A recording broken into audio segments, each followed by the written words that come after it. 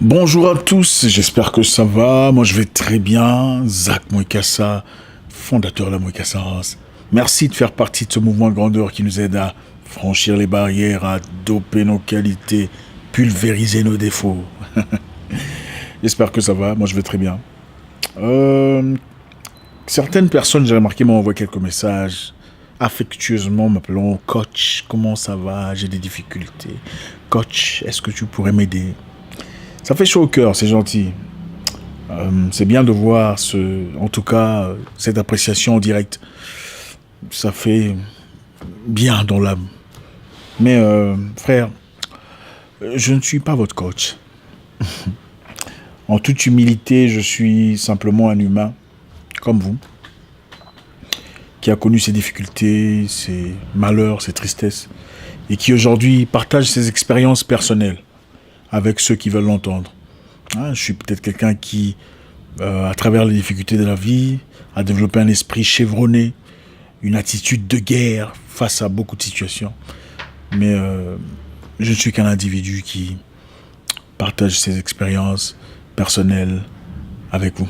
J'en avais besoin aussi, on en a tous besoin. À un certain moment de la vie, on a besoin d'aide. Personne ne se suffit, c'est impossible. Personne n'est complètement autosuffisant. Autant on aime le dire, le balancer, je suis autosuffisant financièrement, socialement. Personne n'est vraiment autosuffisant. Nous avons tous besoin de quelqu'un quelque part, d'une certaine façon. On a tous besoin d'une personne pour nous apporter un plus. Une personne pour nous aider à franchir les barrières, à avancer, à progresser. Personne n'est vraiment libre. Pour avoir de l'argent, on a besoin des gens. On a besoin des clients, n'est-ce pas?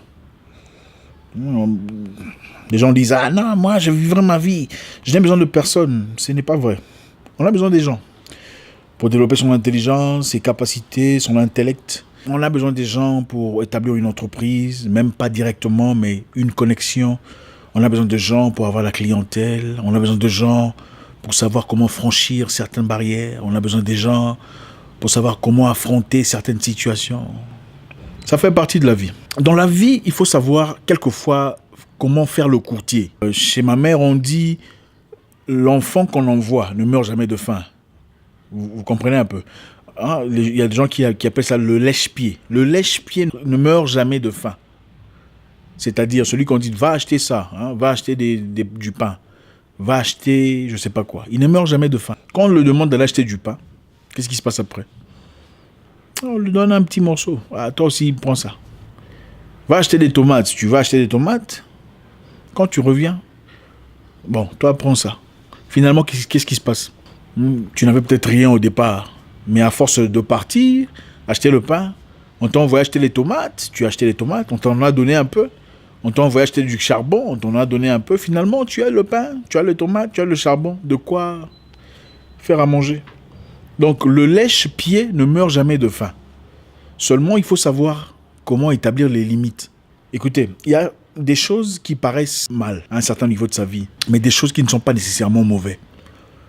Compte tenu de conditions dans lesquelles vous vous retrouvez, quelquefois vous pouvez faire certaines choses que vous ne ferez peut-être pas quand vous êtes dans tous vos états, quand vous êtes bien dans vos bottes, pour vous sortir d'une certaine situation. Il y a des gens assez intelligents, je dis, qui sont assez malins, qui se sont servis de leur capacité d'être gentils, de faire le courtier, c'est-à-dire rencontrer des gens assez établis, rencontrer des gens assez matures, des gens assez financièrement posés, pour avoir de quoi manger.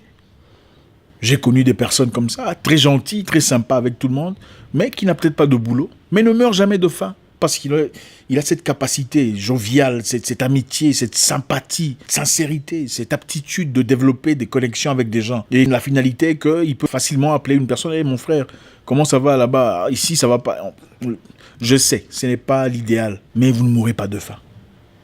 Dans la vie, il faut savoir comment s'ajuster. Il ne faut pas être radical. Le genre de personne qui dit « Moi, je ne suis pas comme ça. Je ne peux pas lécher les culs de gens. » D'accord, c'est bien. Mais tu vas dormir affamé. J'ai connu une femme qui travaillait dans un salon de coiffure. Après avoir été réprimandée 1 ou 2 fois par la boss, elle s'est fâchée complètement. Dans un pays étranger. Fâchée. Non, tu ne peux pas me parler comme ça. Tu te prends pour qui? C'est parce que je travaille pour toi. Elle s'est retrouvée dans la rue, sans boulot, sans emploi, sans conditions, sans situation. L'ego était trop grand que ses capacités. Quelquefois dans la vie, il faut savoir se rabaisser pour gagner, se rabaisser pour comprendre, se rabaisser pour acquérir de la connaissance. Beaucoup de gens ont cette habitude de s'opposer aux gens. Quand vous rencontrez une personne qui fait quelque chose de similaire à ce que vous faites, que ce soit une entreprise, que ce soit une aventure, que ce soit quoi que ce soit, peu importe ce que c'est. Surtout chez nous en Afrique, je dois le dire avec emphase. Vous rencontrez une personne qui fait quelque chose de similaire à ce que vous faites. Vous en faites directement un ennemi. Pourquoi? Et même si il se pourrait que cette personne soit plus avancée, plus outillée, plus expérimentée que vous ne l'êtes, au lieu de vous associer à cette personne gentiment ou de l'aborder simplement avec sincérité et humilité, vous boudez la personne. Pourquoi on fait ça? Sans comprendre qu'en voulant être gentil avec la personne, en faisant peut-être le courtier pendant un temps, cette personne vous ouvrirait de portes. En faisant le courtier pendant un temps, cette personne vous aiderait à comprendre comment ça fonctionne.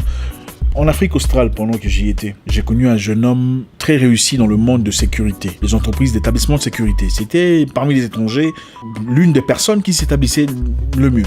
Et il a eu beaucoup d'ennemis, en tout cas, pas par rapport à ce qu'il faisait, pas par rapport à sa méchanceté, simplement parce que les gens comme lui, étrangers dans ce pays étranger, n'ont pas aimé le fait qu'il réussissait. Quel était leur commentaire? Ah, lui, il pense que c'est lui qui a commencé ça. C'est lui qui va finir le monde de la sécurité. Nous aussi, on va y arriver. Ah, lui, il pense que parce qu'il a déjà plusieurs contrats, ça veut dire que les contrats sont finis. Nous aussi, on va y arriver. C'est de la mauvaise mentalité. Ce n'est pas comme ça qu'on progresse. Pour progresser dans la vie et le courage d'aborder une personne. Mon frère, comment tu as fait pour arriver à ce niveau? Comment tu as atteint Comment es-tu devenu aussi raffiné dans tel ou tel endroit? C'est comme ça qu'une personne mature est bien dans ce bot de fait. Mais en réalité, je remarque que beaucoup parmi nous, je vais vous dire, nous vivons avec des blessures personnelles. Des difficultés personnelles qu'on n'a jamais pu extirper de nos cœurs. Et quand on voit une personne faire quelque chose de similaire à ce qu'on fait, on voit directement un ennemi. Ah, lui là, d'ailleurs, ce qu'il fait, c'est pas bien. D'ailleurs, ça ne se fait pas comme ça. Même à l'église. Même dans nos églises, c'est les mêmes histoires. Combien de fois voyez-vous un pasteur prendre une vidéo d'un autre pasteur qui a bien prêché sur un sujet et partagé sur son... Combien de fois voyez-vous un pasteur africain prendre une vidéo d'un autre pasteur qui n'est pas affilié? Mais le fait d'avoir apprécié simplement ce qu'il fait comme boulot, il dit, bon, je vais vous partager cette vidéo d'un pasteur que je ne connais pas.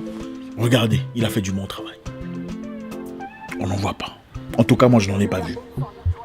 Combien de fois voyez-vous un pasteur dire, bon, dans ce domaine-ci, mon frère, je te recommande pasteur tel. Parce que lui, il est fort dans ce domaine, la psychologie, sur le plan psychologique, ou démonologie, ou je sais pas, peu importe ce que c'est, va voir pasteur tel. Jamais. Lui, il connaît tout.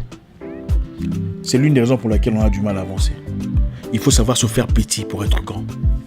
Il faut savoir se diminuer. Pour être un bon maître, il faut avoir été un bon serviteur. Toutes ces personnes qu'on vénère aujourd'hui, qu'on applaudit aujourd'hui, sont des gens qui ont été accompagnés par des gens. Bill Gates était avec Gary Kildall. Sans lui, il n'aurait jamais été ce qu'il est aujourd'hui. Impossible. Lisez le livre. Ne regardez pas 2 lignes sur Wikipédia et vous croyez que vous connaissez l'histoire. Lisez le livre. Les Noirs, en général, n'aiment pas lire. Nous n'aimons pas lire. Et on n'aime pas qu'on nous dise la vérité. Parce que déjà, je vois les gens en train d'écrire des commentaires. C'est ça. En général, nous n'aimons pas lire. Je nous encourage. Ce n'est pas pour nous insulter. C'est pour nous encourager à développer nos capacités. Et nous devons arrêter cette mentalité où quand on regarde quelqu'un sur Internet, on commence déjà à chercher où on va critiquer. C'est ce que nous faisons généralement. Il n'a pas bien prononcé là. Mais son visage a changé, on dirait qu'il a... Mais c'est dans les... C'est toujours, on cherche toujours. Sa chemise, c'est toujours dans le négatif. Nous devons développer cette capacité d'apprécier, accepter nos défaillances, nos fautes. Nous en avons tous. Mark Zuckerberg n'est pas arrivé où il est aujourd'hui tout seul. Il a eu des gens. Steve Jobs pour... comment on appelle ça, Apple, n'a pas fait seul, pas pu accomplir, il n'a pas fait tout seul. Steve Jobs est le visage externe que le monde voit et applaudit.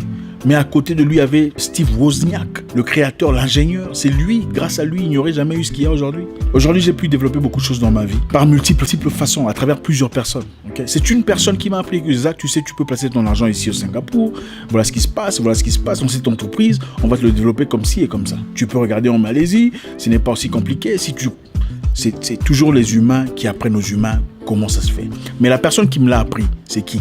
C'est un jeune homme comme moi. Il a le même âge que moi. J'aurais pu le bouder disant « Ah, lui, il va m'apprendre quoi ?» Non. On se simplifie dans la vie. Une porte peut être une nouvelle porte à une nouvelle belle situation. Il faut savoir s'en servir. Je ne sais pas ce que vous avez dans la vie aujourd'hui. Vous avez peut-être une entreprise qui marche et vous dites c'est bon, j'ai besoin de personne. Vous vous trompez. Parce que rien n'est éternel. D'accord? Vous connaissez les télévisions Akai, non? Akai, vous en voyez toujours. C'est presque inexistant.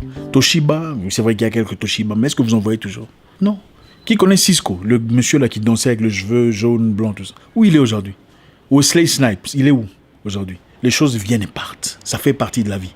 Votre situation actuelle n'est pas votre destination finale. Le fait d'être sportif ne veut pas dire que je serai sportif pour le reste de ma vie. D'accord? Intelligemment, je dois réfléchir sur des options qui peuvent m'aider à progresser dans la vie. Comment investir mon argent ici? Comment investir mon argent là-bas? Comment acheter des parts? Donc, c'est comme ça qu'on évolue dans la vie. On est petit, on devient écolier, on va à l'école secondaire, ensuite à l'université. Rien n'est permanent dans la vie. Il faut toujours se développer. Et pour se développer, il faut toujours créer des correspondances, des amitiés, des partnerships. Savoir s'humilier quelquefois. Vous allez près d'une personne qui connaît plus que vous. Fermez votre bouche. Ne faites pas toujours des commentaires. Ah oui, oui. Ah ça, je connais. Non, non, non, non. Calme-toi. Dans le sport, on dit même un ceinture noire peut apprendre d'une ceinture jaune. Si tu es intelligent. Personne ne connaît tout. Nous sommes tous étudiants dans la vie. Tu peux être fort dans le transport. Lui, il est fort dans le ciment. Qu'est-ce qui vous fait croire qu'il y aura toujours du transport? Pas nécessairement. C'est vrai, on aura toujours besoin de transport. Mais votre voiture pourrait se bousiller. Et vous faites quoi après? Il faut savoir s'humilier, savoir se simplifier la vie. La vie n'est pas une compétition. Enlevez ça dans vos têtes. Vous voyez une personne qui fait quelque chose bien mieux que vous, appréciez la personne ouvertement, faites-lui un compliment. Vous voulez briser ce qu'il y a comme barrière entre vous et une personne, faites-lui un compliment. Ah, jolie chemise, j'aime bien ce que vous faites. Fini. Les gardes, l'attitude, tout ça, la position de guerre qu'elle avait, belliqueuse qu'elle avait initialement, vous voyez dissiper très rapidement. Développons ce sens de communication. Être gentil. Appelez les gens au téléphone. Bonjour, comment ça va? Ça fait longtemps. Ah, j'ai pensé à toi aujourd'hui. On ne sait jamais ce qui peut émaner de ça. Réussir la vie, il n'y a pas de technique mathématique 1 plus 12. Non, c'est une combinaison d'intellect, de mentalité, de compétences. Et les compétences, on les acquiert pas toujours à l'école. Absolument pas. Les vieux disent il y a l'intelligence de l'école et l'intelligence de la maison. On est en réalité dans la vie pour réussir. Il faut plus avoir l'intelligence de la maison que l'intelligence de l'école. Bien que l'intelligence de l'école soit importante. Écoutez, il y a beaucoup de gens qui ont des doctorats, mais qui ont faim, ils n'ont rien à manger. Je vous le dis, vous le savez mieux que moi. Il y a des gens qui ont des caps, ils vivent dans la misère. Pendant qu'il y a des messieurs qui n'ont peut-être pas fini l'école secondaire, mais qui ont beaucoup d'argent. Ils vivent dans l'abondance. Merci infiniment. Réglons nos problèmes avec nous-mêmes. C'est pas toujours le monde qui a un problème avec nous. C'est souvent nous-mêmes qui sommes le problème. Merci encore une fois. Nous allons partager très souvent des vidéos de cœur à cœur avec tonton Zach. À très bientôt dans une nouvelle vidéo. Mon nom est Zach Moikassa, le guerrier noir. Votre frère.